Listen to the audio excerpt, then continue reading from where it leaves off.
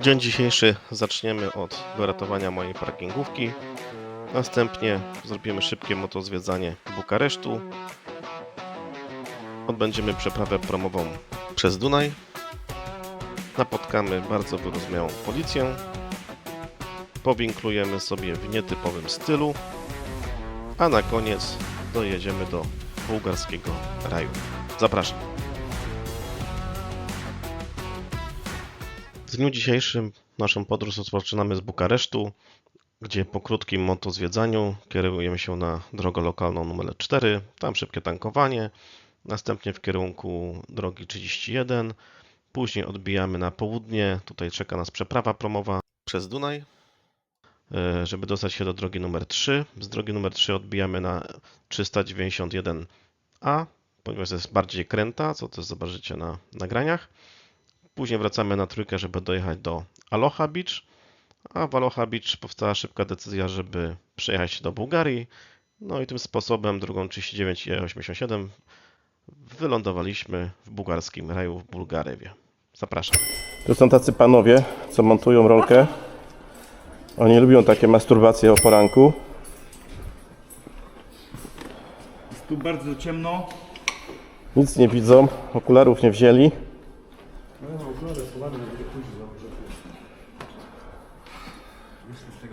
I tak się bawią.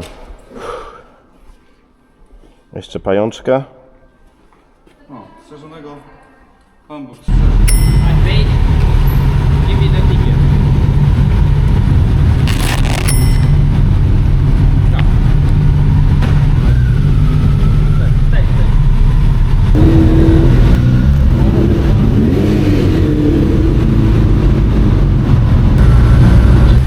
A, do porządku.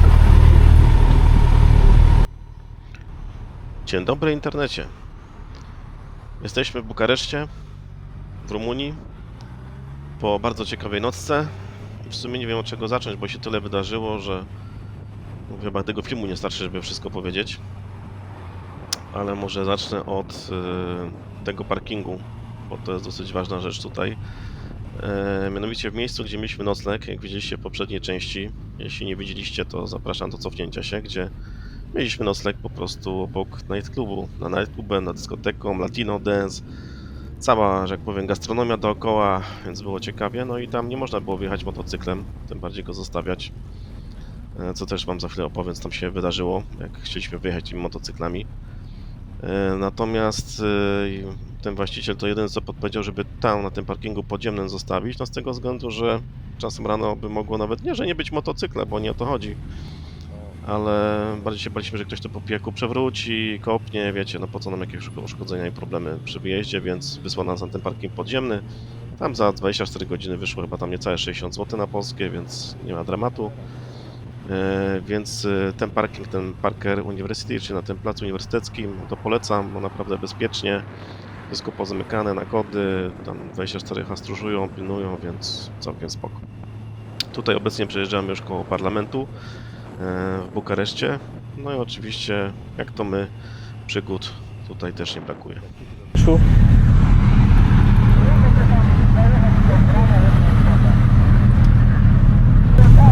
Oj, kurwa. Wiesz co, tam się przyjmę za bardzo.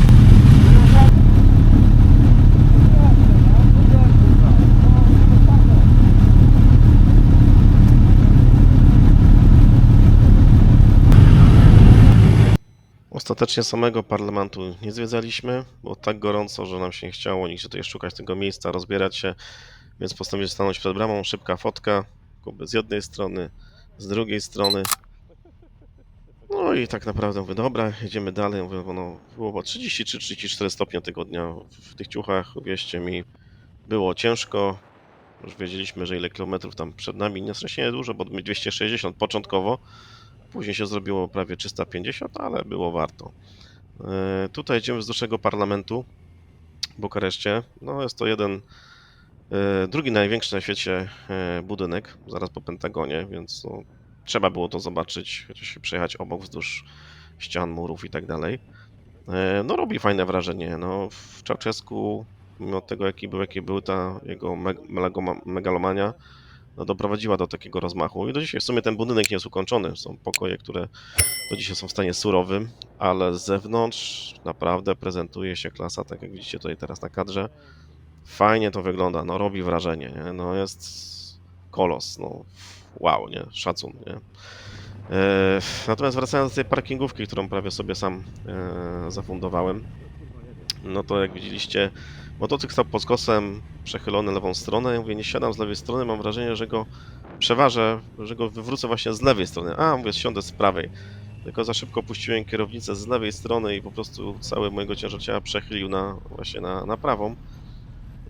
Pomimo tego, że zawsze na to uważam, no może się zdarzyć, na szczęście byłem tak blisko, że tam bez problemu to wyratowałem. Jadąc przez Bukareszt, no to ja powiedziałem już nigdy więcej, nie? Nigdy więcej w taki upał i nigdy więcej w centrum motocyklem. No to nie jest nic fajnego, no słuchajcie, no przyciskamy się przez korki, parę fajnych widoczków, typu jakieś kościoły, jakieś nowoczesne budynki. Architektury mają bardzo zróżnicowaną, bo od starych zabytków po naprawdę nowoczesne konstrukcje. Więc ten Bukareszt się zmienia, pełno korków, remontów. Tutaj pojechaliśmy na Beszczela, nawet nie tyle, że chcieliśmy korki wyminąć, tylko po lewej była stacja benzynowa, a my musieliśmy zatankować po tej wczorajszej podróży na autostradzie. No i co się okazało, nawigacja nie mówiła, że jest zamknięta. A się okazało, że ona się dopiero buduje. No tak już pojechaliśmy, mówię, dobra, to ciśniemy do przodu na pole position. Podjeżdżam z przodu, mówię, dobra, teraz niech ktoś z tyłu mi powie jakieś światło, bo ja nic nie widzę. I Marcin mówi, dobra, jedź, już zielone jest, nie, więc interkomy się przydają na takich wyjazdach, przyjazdach, wyjeździe w grupie.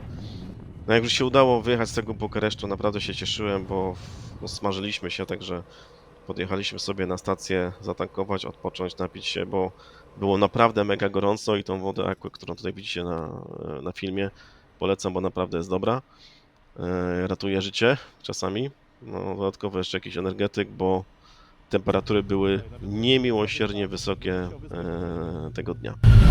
Taka jest prawda. Teneryfa. No bo to jest zbyt duży wysiłek, kurwa, na jakąś tam małą wysepkę, co ci, kurwa, nie daje żadnego znaczenia militarnego. Cenny kraj, no. Gdzie masz fabryki, przemysł, wiesz, infrastrukturę gotową. Co, nie wyjeżdżam. Ale to jest.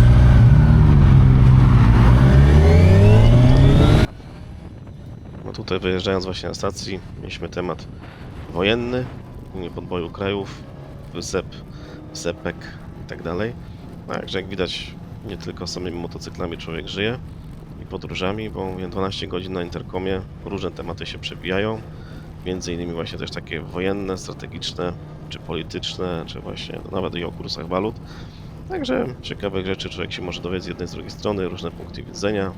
Jesteśmy w różnym wieku, także każdy ma swoje, wiadomo, jakieś tam widzimy się upodobania. To też jest ciekawe, bo człowiek się może paru ciekawych rzeczy nauczyć.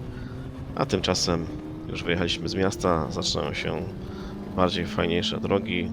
Może nie do końca kręte, bo więcej jest prostych, ale całkiem ciekawe widoki, inne. No i suniemy przed siebie.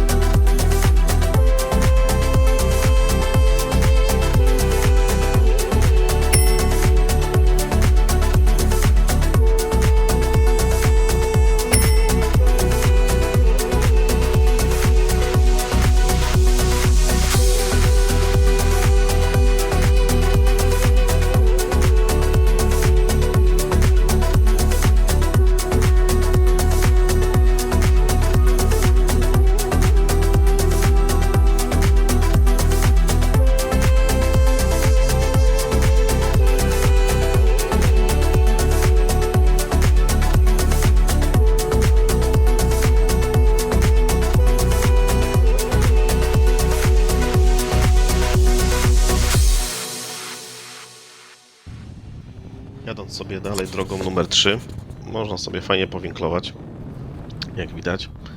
Bardzo dobrej jakości asfalt. No i tak do samego Dunaju praktycznie, gdzie napotkamy przeprawę promową. Jeśli chodzi o samą przeprawę, no to jedna rzecz, bo nawigacja was może trochę zmylić, tak jak nas. Tak sobie jechaliśmy. Tu po lewej widzicie pełno samochodów, no i tam się trzeba było zatrzymać i skręcić, a my sobie pojechaliśmy dalej, bo tak te strzałki tutaj pokazywały, ale to były bardziej znaki dla tirów, albo tam cięższych samochodów, a nie motocykli, czy też osobówek. Także pojechaliśmy do samego końca, gdzie się odbywają te przeprawy, no i tu jakiś tam tir stał. No, fajne, klimatyczne miejsce, może dobrze się pomyliśmy, bo to sobie takie, że tak powiem, odpoczynek zrobiliśmy pod tą wiatką po prawej stronie, jak za chwilę zobaczycie. Trochę wody, trochę odpoczynku. Później przyszedłem pogadać do tego gościa z tira, trochę łamaną angielszczyzno-rumuńskim językiem. No i się dogadaliśmy, mówię, że nie tutaj, że musimy się cofnąć, tam wcześniej jest dla motocykli, nie? Ja mówię, no dobra, no to tu sobie odpoczniemy, mówię, i później pojedziemy, nie? Także tutaj szybka pauza i za chwilę udamy się dalej. Dobra. Jak tam na promie, panie Marcinie? No na razie nie buja. Spoko. Ja się nie boję. Suka boi Dobrze, się. mam nadzieję, że będzie stabilnie. No ja też. Jesteśmy na promie z Rumunii do Rumunii, przy granicy bułgarskiej. Taka atrakcja za 10 lei. Tą kurtkę to se przestaw, Kuba, bo jak oni podniosą ten linkę, żeby ci kurwa nie poleciała. I motocykl może daj o jedno do przodu, bo to kurwa, wiesz, ty pa jak blisko stanęli koło siebie, widzisz to? Na lusterko. Świat, te chuje.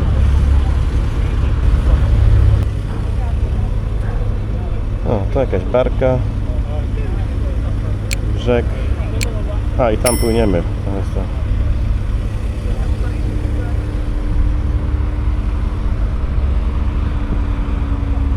Elegancko. Piwo.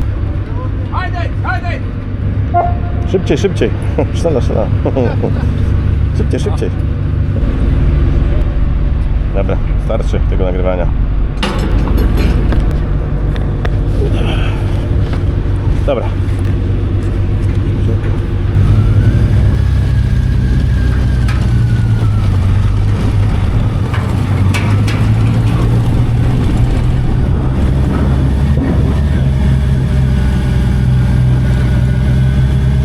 Ja sobie muszę kamerę podłączyć i tak dalej, także szukajcie cienia.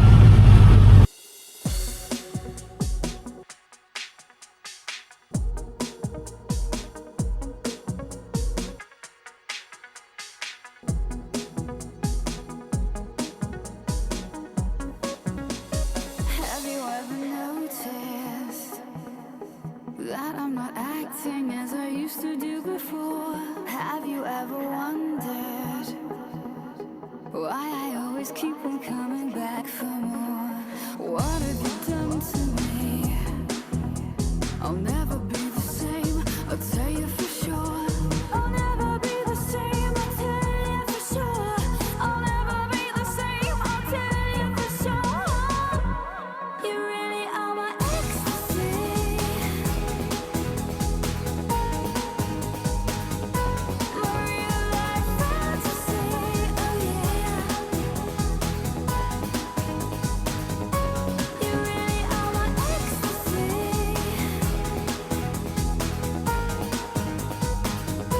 My real life fantasy, oh yeah.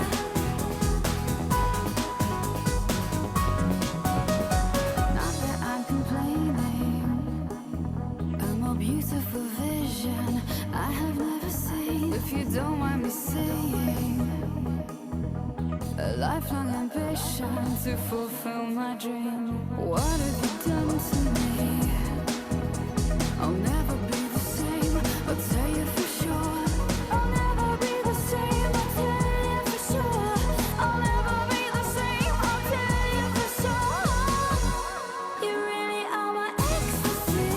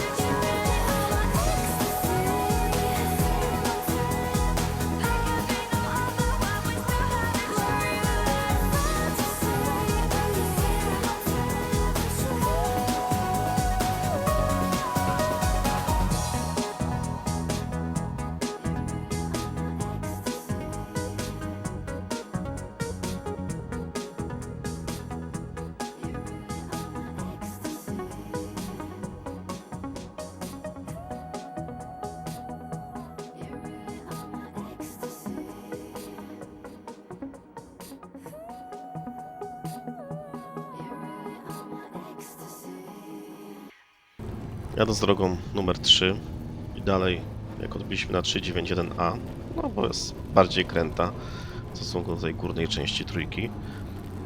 I mieliśmy tam policję, z którą jechaliśmy. No wiadomo, przepisowo wszystko pięknie, ładnie. O i nagle kierunek w prawo, że mamy wyprzedzać. Przyjęliśmy dzięki lewa i jedziemy sobie dalej. I tak dosyć często w tej Rumunii się zdarzało, także złego słowa nie mogę powiedzieć.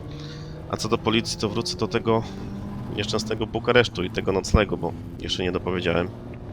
Więc jak widzieliście w poprzedniej części, no mieliśmy w takim nietypowym miejscu ten nocleg nad nightclubem i to jeszcze tam pół biedy. Tylko jedna rzecz, że ten nasz pokój był na 5. piętrze. A teraz uwaga, winda w tym budynku na ten weekend była popsuta.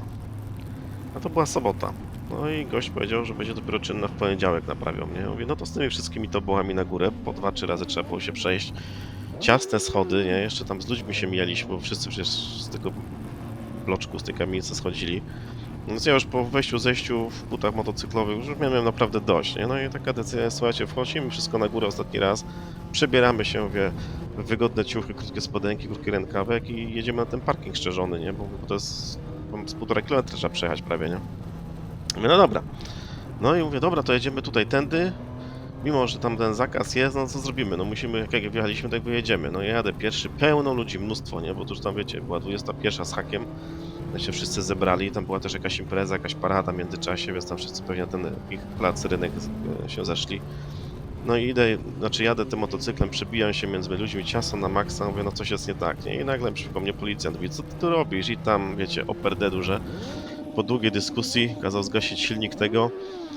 Mandatu, słuchajcie, nie dał, także w miarę wyrozumiały był, nie? Bo mówię, że nie widziałem znaku, że tam nie można wjeżdżać, nie? Oczywiście udałem głupiego.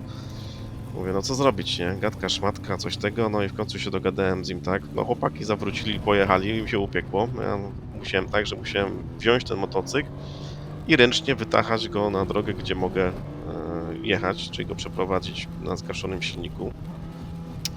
A uwierzcie mi, z tymi kuframi, nawet pustymi, no to trochę ten motocykl waży, a było tam pod góreczkę. No to jak się zaparłem, poszedłem, dałem radę. Chyba 15 minut mi to zajęło. Później do chłopaków zadzwonię, gdzie jesteście. Oni mówią, no, że tam uciekli trochę do tyłu, gdzie jest coś, czekają na mnie. Mówię, no bo co się tam wydarzyło. Mówię, dobra, no czekajcie, to zaraz tam podjadę i się znajdziemy. W końcu się znaleźliśmy. Później nawigacja znowu mi zaczęła trochę szwankować. Tam takie dziwne zjazdy, tunele, mówię, więc troszeczkę objechaliśmy. Także mieliśmy podróż na zdrabkę przez tam stolicę Bukaresztu, aż w końcu dotarliśmy do tego parkingu podziemnego, zostawiliśmy wszystko pięknie, ładnie, no i później spacer z powrotem, już poszliśmy pójść do knajpy na jedzenie, no i to powiedzmy pół biedy, nie? Piwo się wypiło i do domu, bo już po prostu mieliśmy dosyć. No ale to nie koniec zabawy, bo szliśmy do góry do tego pokoju, no i pokoje całkiem spore, spoko, luz, wszystko fajnie, no. Łazienka oczywiście z przezroczystą szybą, dobrze była kotarka. To tak właśnie często się zdarza za granicą ostatnimi czasy. No ale to pół biedy, bo najgorsze to było to, że tam wszystko było słychać, całą imprezownię na dole, cały hałas, słuchajcie, no do 3 rano normalnie łupała muza, nie można było zasnąć. My zasnęliśmy koło 3, pamiętam, nie, że koło 3 dopiero tak zasnąłem, że zasnąłem, nie. Więc jak później o 8 zadzwonił budzik, to nie wiedziałem, jak się nazywam, więc nocleg fatalny pod tym kątem. Jeszcze ta winda i tak dalej. Jak pomyślałem, że chwilę mam się ubrać, znosić to wszystko i z tymi bagażami, te prawie 1,5 kilometra na ten parking, mówię, ja cię kręcę, mówię, nie. A druga sprawa, czemu motocykl zostawiliśmy na ulicy? No bo tam, jak widzieliście, jak wjeżdżaliśmy, to tam niedaleko była dzielnica romska. No i sam ten właściciel napisał, że lepiej nie zostawiać na ulicy, bo może być różnie. No to jak już tak napisał, no to stosowaliśmy się do tego i daliśmy na ten parking podziemny szczerzony.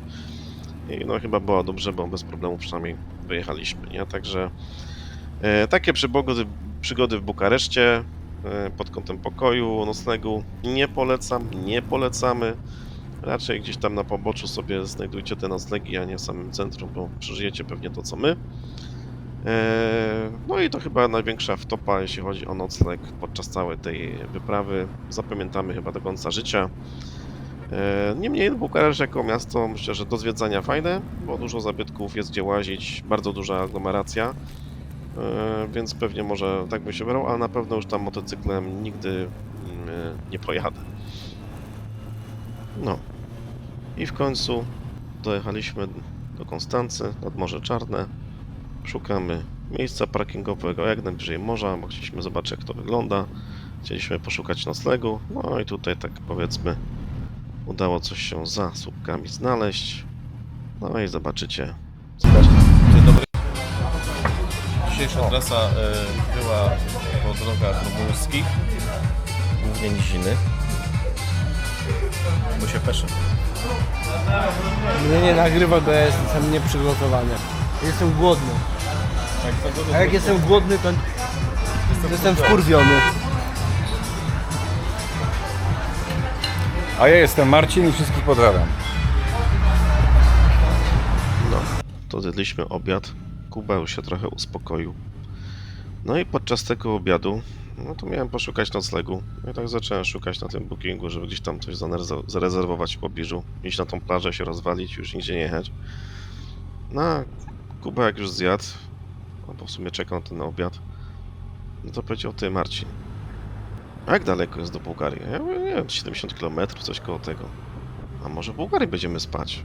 Przy kolejny kraj zaliczyli, mówiła tam może jakieś fajne spa będzie, coś, bo tam lepsze mają te noclegi niż tu w Rumunii na pewno. Też Morze Czarne, nie? Ja mówię, nie no, chcesz mam się jechać tego, nie chcecie sobie w końcu odpocząć, przez tyle kilometrów dygamy już tyle dni, nie? Że to miał być taki dzień blauki trochę. No tak wszyscy popatrzyli, zjedli, chyba się już uspokoili i tak podchwycili pomysł, no to weź tam zobacz, może coś, albo jak to cenowo wygląda, może taniej będzie coś tego, nie? Bo ta Konstanca trochę tam sobie liczy za te noclegi. No i tak z głupia Franc wszedłem. I tej chłopaki. Jest coś fajnego. Hotel, mówi, 5-gwiazdkowy. Taki mini spa. I mówię, za jedną dobę za nas wszystkich ze śniadaniami 600, mówię, nie? No to 105 to tyle, co mamy tutaj prawie zapłacić, nie? No to mówię, chyba nie ma nad czym się zastanawiać. No i tak pokazałem wszystkim, jak to wygląda. Łe, no jak tak to wygląda, to jedziemy, w ogóle nie ma o czym gadać, dobra, zbieramy się, jedziemy, nie?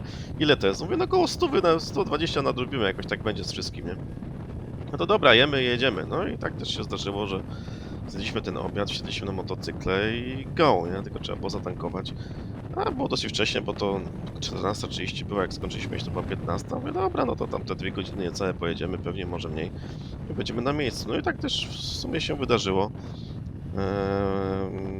Tutaj mówię, żadnych jakichś pięknych zakrętów, winkli nie ma. Jest głównie prosta droga, ale dosyć widokowa. Są jakieś takie właśnie tego typu mosty. Jedziemy wzdłuż wybrzeża, widać to morze. Już takie bardziej, że tak powiem, wczasowe, klimatyczne domy widać. Więc ma to jakiś tam swój urok. Natomiast jakichś tam winkli specjalnych nie było. Więc trochę taka nuda. No i później wjechaliśmy jeszcze trochę na tą ichnią autostradę. Więc już w ogóle. Ale powiedzmy, wynagrodzona droga została na końcu, jak dalej jechaliśmy na miejsce, ale to za chwilę wszystko zobaczycie. Baby, calm down, calm down. Girl, this your body, put in my heart for lockdown, oh lockdown. Girl, you sweet like phantom, phantom. If I tell you say I love you, no day for me younger, no younger, no tell me no, no, no, no, oh, oh, oh, oh, oh, oh, oh, oh, oh, oh, oh, oh, oh, oh. Baby, come give me a lo, lo, lo, lo, lo, lo, lo, lo, lo, lo, lo. You got me like whoa, whoa, whoa, whoa, whoa, whoa, whoa. Shawty, come give me a lo, lo, lo, lo, lo, lo, lo, lo, lo. I see this fine girl for my party, she wear yellow. Every other girl that they do too much, but this girl mellow. I'm a divine situation, I go use that girl, I'm mellow. Finally, I find way to talk to the girl, but she know I follow. Who you gonna phone for? Why you know I come for one? Then I start to feel a bum bum one. But she dey give me small small one. I know, say she saw me pass it down one. But she feeling insecure one. Cause her friends, but they come like chingo one. But they come like chingo one. Baby, calm down, calm down. Girl, this your body, put in my heart for lockdown, for lockdown, oh lockdown. Girl, you feel like phantom, phantom. If I tell you say I love you, no day for me younger, no younger, no tell me no, no, no, no. Oh, oh, oh, oh, oh, oh, oh, oh, oh, oh, oh, oh, oh, oh. Baby, come give me a lo, lo, lo, lo, lo, lo, lo, lo, lo, lo, lo. You got me like whoa, whoa, whoa, whoa, whoa, whoa, whoa. Shawty, come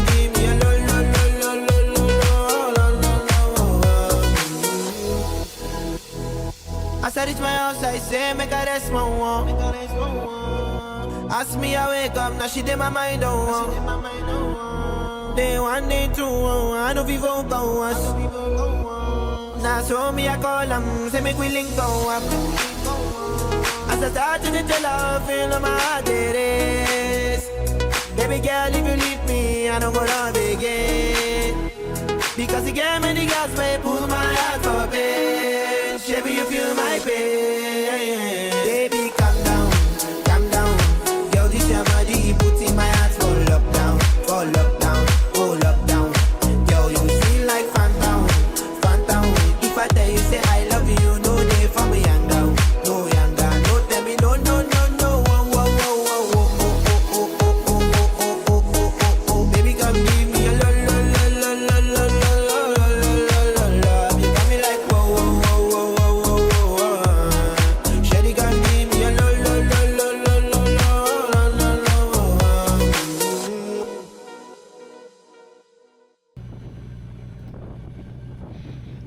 No tutaj, jak widzicie, jedziemy po takiej drodze szutrowej i trochę zwątpiłem, gdzie tu jechać. Musiałem na nawigację spojrzeć ze 2 razy, bo mówię, no coś mi nie pasuje, bo mówię, tam nie miało być drogi szutrowej niby, nie? Ale mówię, no dobra, nie? Znaki na hotel są, więc mówię, no jedziemy dalej. I robi się coraz ciaśniejsza ta uliczka, coraz bardziej kamienista, także znowu robimy Ninja Enduro, GS-y, Enduro i tak dalej. No dobra, no jedziemy, damy radę. No i tak mówię, za chwilę dojedziemy do końca klifu. No i tak jak pojechałem, zobaczcie, co się wyłania. No, piękny widok, tu samochód musieliśmy puścić po prostu na styk. Się to jedno auto z motocyklem minie. No ale widok fenomenalny, no i morze, klif, pola dookoła, nic więcej, no zero zabudowań. Mówię, no niemożliwe, żeby to było tutaj, nie? No i mówię, te chłopaki, to jest chyba ten nasz hotel. No jak zobaczyłem, mówię, gdzie śpimy tego wieczora, no chłopaki, czyli piszczeć tam ze szczęścia na interkomie. No po prostu rewelacja, no coś pięknego, fajnego. Na końcu się okazało, że w hotelu byliśmy sami, totalnie sami, a tam baseny na zewnątrz, baseny w środku, sauna, jacuzzi, restauracja, no wszystko, nie? I widoki przepiękne, i fajna obsługa i w ogóle. No ale to wam opowiem trochę więcej w następnym odcinku, a tutaj zobaczcie tą euforię, jaka nam towarzyszyła, jak już dojechaliśmy na miejsce. To się cały czas nagrywa, nie? Jakby co. Ja jebie. Da ławeczkę i możemy iść, kurwa. I se drona tu. Pyk. Chodźmy na ławeczkę, posiedzimy sobie tam troszeczkę. Ja jebie. A to... Lub nad rzeczkę, albo morza brzeg, to najlepszy lejk na wytrechę. No takiego widoku to nie myślałem, że będziemy mieć. Poczekaj na chwilę. Czekaj, może te hełmy kurwa pościgamy, co? Ja się hełmy przystojniejszy niż... No ja też. Ja facjaty nie pokazuję, bo ludzie ciekawe. Wyglądam inteligentniej. Kasku. Zobacz, on też okularów bierze, też będzie. No dawaj.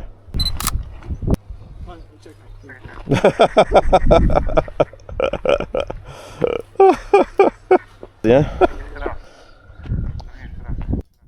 No także już po sesji zdjęciowej, bo z zachwytu to musimy się zatrzymać, zanim się zameldowaliśmy. No ale naprawdę miejsce przednie, fajne, cisza, spokój. Po Bukareszcie to naprawdę odmiana o 180 stopni. Do tego restauracja, naprawdę dobre jedzenie mieli, także żeśmy tam trochę zabalowali. Z tego szczęścia flaszkę musieliśmy kupić, no bo jakby mogło być inaczej. No wygląda to trochę jak dom ojca chrzestnego. Trochę więcej wam opowiem, co tam się wydarzyło wieczorem w następnym odcinku, do którego już zapraszam. Trzymajcie się, hej!